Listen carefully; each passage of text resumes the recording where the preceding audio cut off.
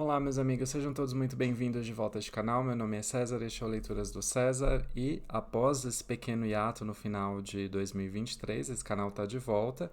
Eu tive alguns pequenos problemas pessoais, algumas pequenas mudanças de vida que implicaram uma falta de tempo também para fazer a minha leitura. Eu sou um youtuber amador, eu tenho meu trabalho, tenho outras questões também para resolver e infelizmente eu não tive tanto tempo de conduzir as minhas leituras, de seguir a minha escala de leituras, a minha programação de leituras, e por causa disso eu tive que fazer uma pequena pausa nesse canal. 2024, novo ano que se inicia, uma nova oportunidade para a gente fazer mais leituras, para a gente conhecer mais autores e para que a gente possa ampliar a nossa biblioteca de livros lidos. Hoje nós vamos falar de um livro maravilhoso que se chama Enquanto Agonizo, de William Faulkner. Essa edição que eu tenho em mãos é a da LPM Pocket. Aqui em São Paulo você consegue encontrar livros como esse numa banca de jornal. É uma edição bastante simples, com um papel branco. A tradução não é a das melhores. Não vou dizer que a tradução tenha sido a das melhores. Não é uma tradução ruim, é uma tradução que tem alguns pequenos problemas, mas isso se deve também ao fato de que William Faulkner é um dos escritores mais difíceis de ser traduzidos, porque ele tem uma maneira de escrever que é muito peculiar, que é muito típica dele, e reproduzir isso em outra língua é sem dúvida um trabalho muito grande, porque ele costuma ser um escritor que mistura a fala popular com observações que são deles, que são observações um pouco mais elevadas e elaboradas, com a tentativa de reproduzir um discurso mais popular. Então, traduzir isso do inglês para o português é um trabalho muito difícil. Então, talvez essa tradução um pouco mais travada seja justificada por esse fato. Esse é o segundo livro do William Faulkner que eu leio. O primeiro deles foi o mais famoso, que é O Som e a Fúria. Foi um livro que me impressionou, né? Eu li não faz muito tempo, acho que foi em 2021 que eu li. E foi uma leitura que me impressionou bastante. Eu tenho um certo preconceito, vamos dizer assim, contra os livros que têm aquilo que a gente chama de fluxo de consciência. O fluxo de consciência é uma tentativa do escritor de reproduzir o discurso fragmentado que a gente tem na nossa cabeça. O fluxo de consciência, que é um fluxo um pouco mais fragmentado, que tem pensamentos que se sobrepõem uns aos outros, sentimentos conflitantes, que a gente não sabe muito bem que a gente está lidando, que a gente não consegue muito descrever.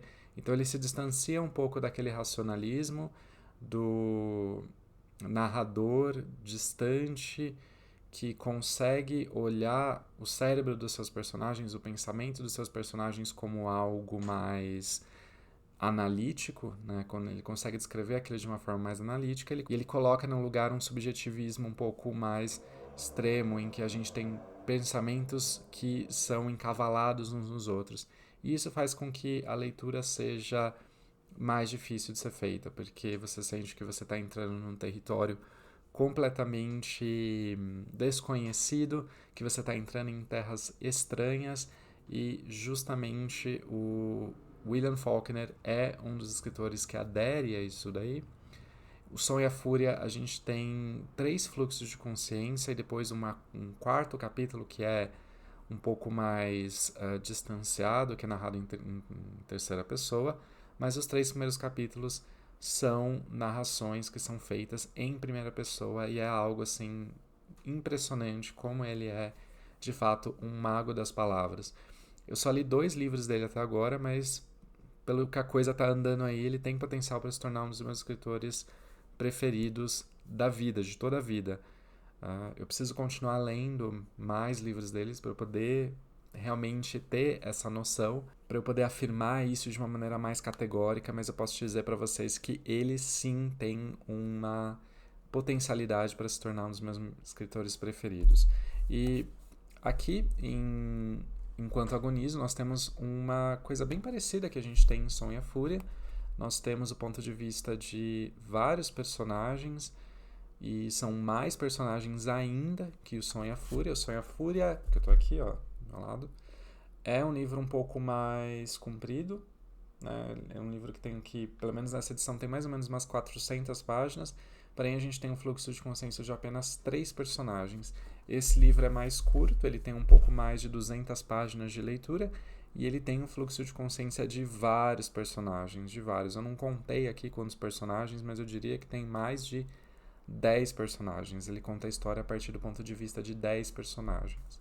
William Faulkner escreveu a maior parte dos seus livros no período entre guerras, entre a Primeira e a Segunda Guerra Mundial, que, como vocês sabem, historicamente foi um período bastante complicado da história dos Estados Unidos, com a Grande Recessão, e William Faulkner nasceu no sul dos Estados Unidos, naquela região em que era muito fortemente marcada pela cultura da escravidão. Muitos dos seus personagens, são, pelo menos nesses 2 livros, é um personagem, digamos, coletivo, porque são grandes famílias. Em Um Som e a Fúria, a gente tem uma família que está degradada pelo fim da escravidão, empobrecida pelo fim da escravidão. Eram grandes proprietários de terras, monocultores, que se baseavam muito na exploração do trabalho escravo, e que depois, com o fim da escravidão, depois do fim da Guerra da Secessão e, consequentemente, o fim da escravidão nos Estados Unidos, essas famílias foram empobrecidas. E ele conta a história dessas famílias já nesse período em que elas ainda estão tentando manter um pouco do seu prestígio social. Aqui a gente também tem uma família, que é a família Bundren.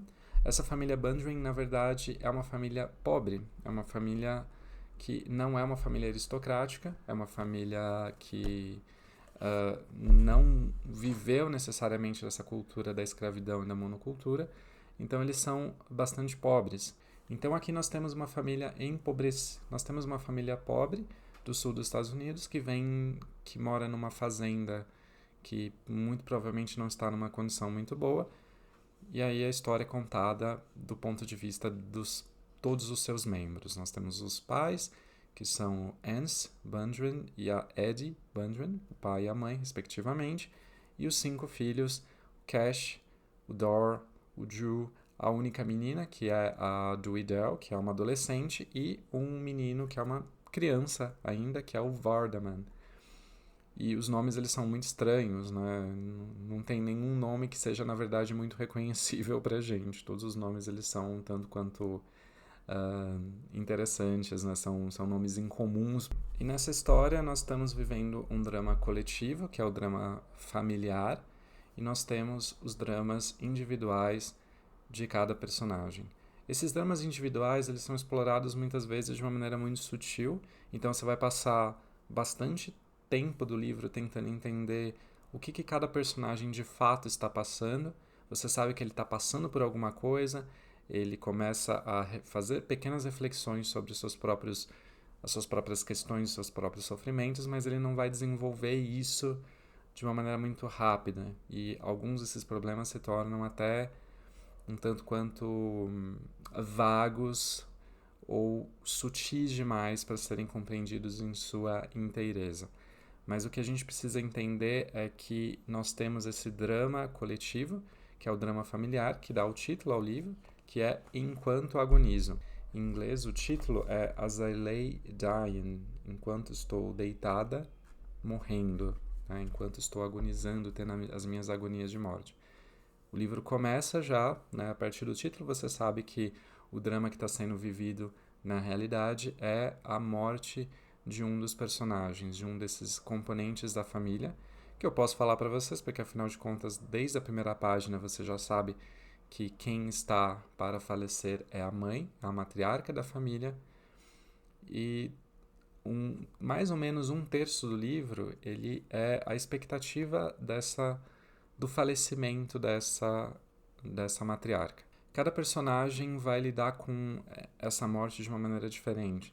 A gente não sabe muito bem qual é o relacionamento que eles têm com a própria mãe, porque o livro também deixa isso um pouco mais vago, mas cada personagem tem o seu próprio ponto de vista ali sobre o falecimento da mãe. A mãe está muito doente, ela está enfraquecida na cama e ela tem um último desejo, e o seu último desejo é ser enterrada no lugar onde ela nasceu, que é uma cidade chamada Jefferson, que eu imagino que seja uma cidade que não é muito próxima de onde eles estão. O pai, ele pretende cumprir esse desejo, Ele prometeu para a esposa dele, quando eles se casaram, de que ele permitiria que ela fosse enterrada no mesmo lugar onde ela nasceu, onde a sua família está também enterrada, que é a cidade de Jefferson. O restante da história, mais ou menos 70% dela, é a viagem de toda a família com a matriarca já morta dentro de um caixão e toda a família fazendo essa peregrinação para a cidade de Jefferson.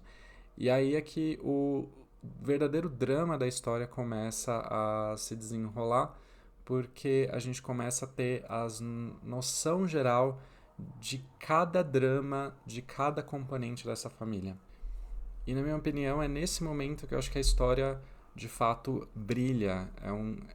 É algo muito bom, é algo muito bem feito, porque ele vai intercalando os pontos de vista desses personagens, né, esses seis componentes da família que vão viajar até a cidade de Jefferson. Além desses 6 personagens, nós temos um sétimo personagem, que é o Mr. Toll, que é o capataz da fazenda, que também está viajando com eles.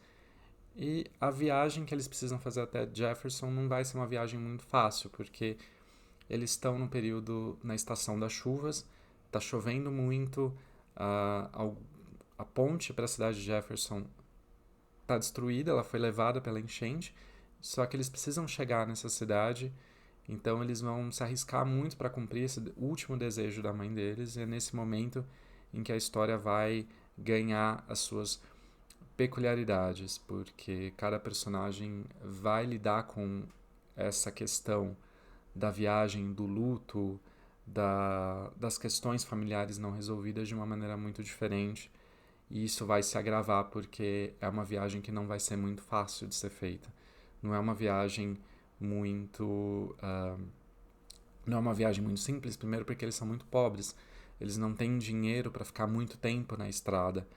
Eles não podem se dar ao luxo de ter uma viagem muito longa e, ao mesmo tempo, também todas essas dificuldades por causa do tempo. É uma viagem que é basicamente muito perigosa e cada personagem vai lidar com isso de uma maneira diferente, né? Eu diria que um dos personagens mais interessantes, que é o que ocupa a maior parte do livro, é o segundo filho da família, que é o Dor. O Dor, ele é um típico personagem do William Faulkner. O William Faulkner, ele adora colocar os personagens que são um pouco mais sensitivos e que são um pouco mais misteriosos. São personagens que parece que pertencem àquele grupo familiar, mas que ao mesmo tempo tem um quê que o separa da família, né? Existe algo dentro daquele personagem que é inexoravelmente diferente de todos os outros personagens do grupo familiar, e isso faz com que aquele personagem seja um certo ponto de dificuldade ou de atrito.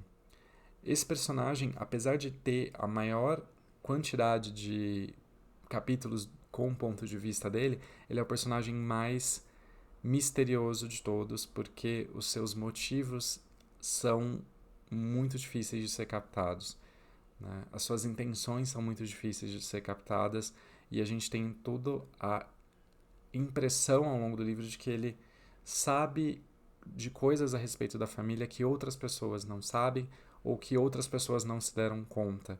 Então é muito interessante como William Faulkner consegue colocar dentro de uma linguagem que é uma linguagem extremamente reveladora que ele usa ao longo dos seus capítulos, mas que ao mesmo tempo deixa tão aberto à interpretação, que deixa tão aberto assim à dúvida, ao questionamento, e é maravilhoso, assim. Eu diria que eu gostei desse livro porque nos momentos em que a gente entra fundo nesses personagens, na psicologia desses personagens, a gente tem algo muito forte e muito intenso.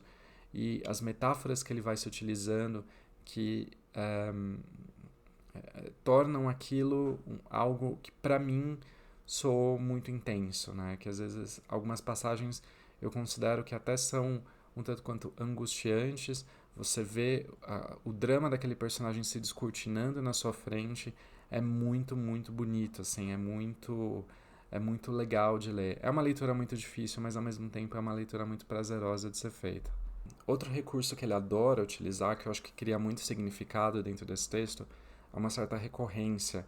Existem frases ou pequenas imagens que são utilizadas por um personagem no começo do livro e que vão ser usadas também no final do livro, no meio do livro, porém com outro sentido, porque cada personagem, embora eles vivam no mesmo ambiente, eles compartilham das mesmas imagens, eles compartilham das mesmas situações, então é óbvio que muita coisa que eles têm é compartilhada entre eles, mas cada pessoa dá um sentido diferente para aquilo.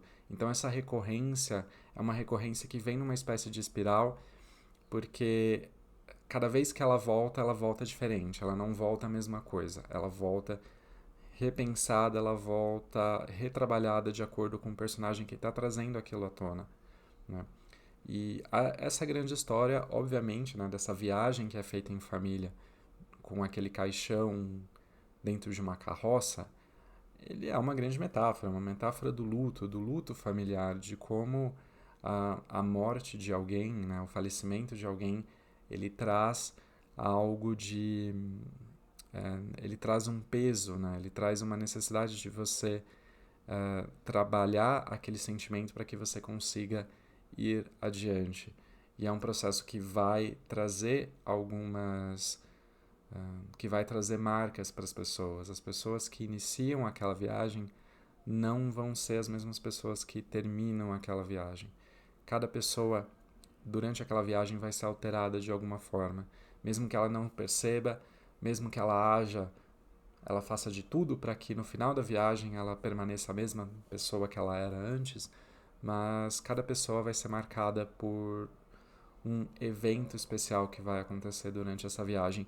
E é isso que torna o livro tão interessante, porque os personagens são muito bem construídos e você consegue visualizar o papel que cada um deles ocupa nesse seio familiar e como ele é influenciado e como ele influencia a vida familiar. Bom, é isso que eu tinha para dizer a respeito desse livro. Eu posso dizer que esse livro me impressionou bastante. Eu estou muito animado para querer ler outros livros também do William Faulkner.